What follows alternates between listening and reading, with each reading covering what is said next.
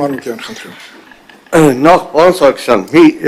անկյունակարային հարց։ Նիկոլ Փաշինյանի հետ ձեր նախագիծը քննարկվել է եւ հավանության արժանացել է թե ոչ։ Շնորհակալ եմ հարցի համար։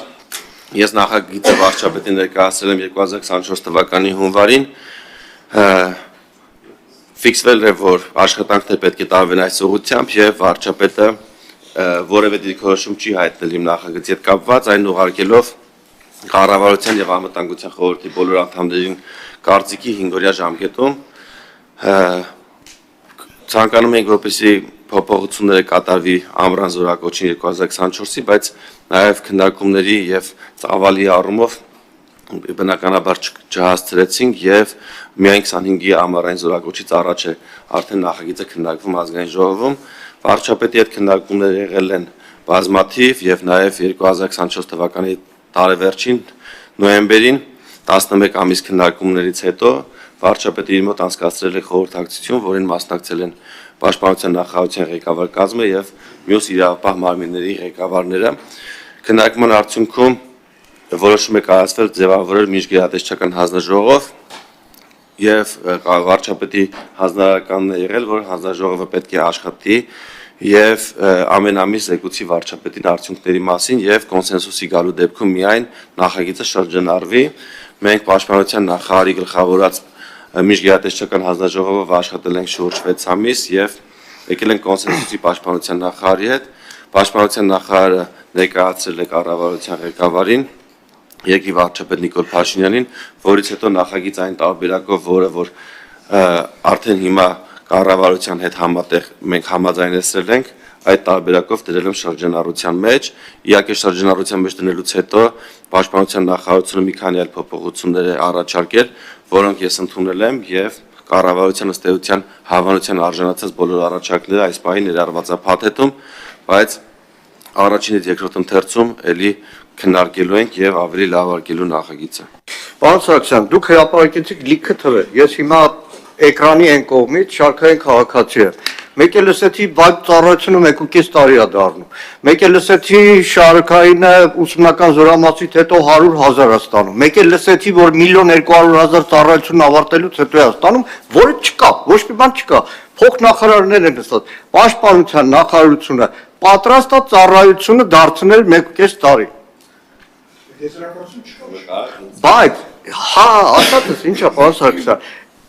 քաղաքացին այնքան թվեր լսեց, այնքան սիրուն թվեր, որոնք ձեր նախագծում չկա։ Հարցս, եկեք բարոյական կողմի վրա։ Ես ունեմ 2 որդի։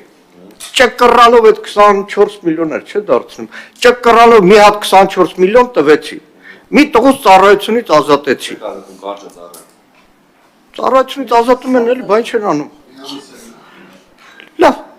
այն մյուս տղուս, այդ 24 միլիոնը չեմ կարողանալու տալ։ Ընտանիքի մեջ 2 որդիների ծնողի նկատմամբ վերաբերմունքը եւ 2 որդիների միջև հարաբերությունը, ես դեռ չեմ ասում օտար քաղաքացիների, երբ որ ասենք ուսումնական զորամասում կան 3 ծառայող,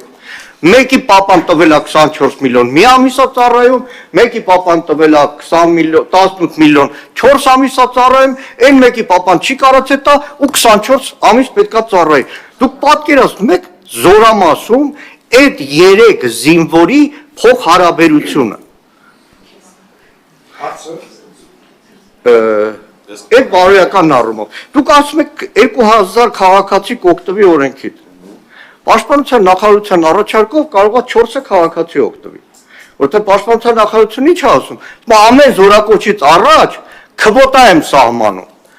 Բայց այդտեղ էլ անորոշություն կա։ Երբ որ Սուրեն Պապիկյանին ասում են, որ քվոտա է սահմանում, ո՞նց են որոշելու, որ ձեր քվոտայով մենակ այսքանը կարող են ազատվել, դա ասում է ով առաջինը վճարեց, կարող է վիճականության, մինչև հիմա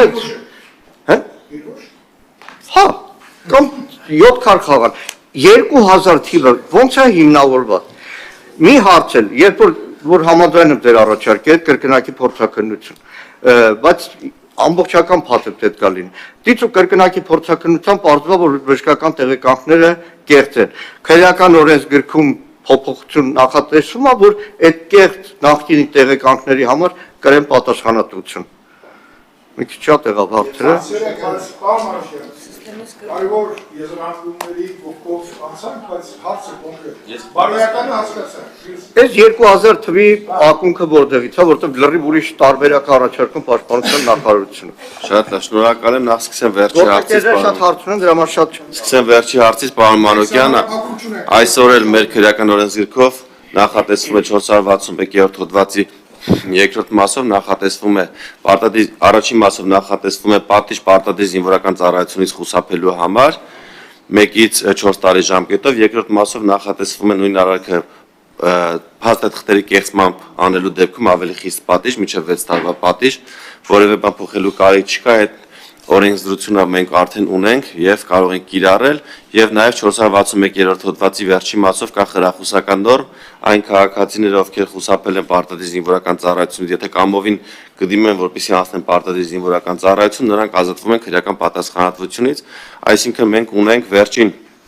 5 տարիների ընթացքում ավելի քան 43000 ազատված քաղաքացիների առողջական խնդիրների պատճառով, բնականաբար մենք նպատակ չունենք նրանց դատապարտելու ազատազրկման, այլ նրանց մի մասը, ովքեր որ կլինեն, եթե տեղեկատվություն եւ կտան կրկնակի փորձակրություն եւ կտեսնենք, որ նրանք չունեն առողջական խնդիրներ, նրանք եթե զորակոչվեն պարտադիր զինվորական ծառայության, չեն դատապարտվի։ Հաջորդ անարդարության մասով նշեմ, պարոն Մանուկյան, որ անարդարությունը այսօր առկա է եւ շատ անարդար իրավիճակ ունենք այսօր Հայաստանի Հանրապետությունում եւ օրենքը գալիս է շտկելու այն անարդար վիճակը, որը Հայաստանի Հանրապետությունում առկա է։ Մենք ունենք ազգային ժողովում падգամավորներ, ում զավակները այսօր դպրոցում սովորում են վերջին դասարանում եւ պետք է այս զորակոչին կամ ձմեռային զորակոչին զորակոչվեն պարտադիր զինվորական ծառայության։ Ունենք падգամավորի զավակ, ով իրենց դասարանում միակ Հայաստանի Հանրապետության քաղաքացի տղան է,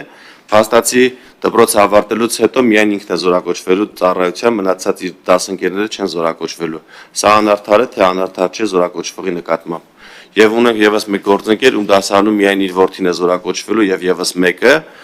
իսկ մնացած 12 տղաները կամ Հայաստանի քաղաքացի չեն կամ արդեն իրենց հարցերը ուրիշ ճանապարհով լուծել են։ Խնդիրը ինչի մասին է, որ մենք պետք է այնպես անենք, որպեսզի նվազագույնի հասցնենք կոռուպցիոներների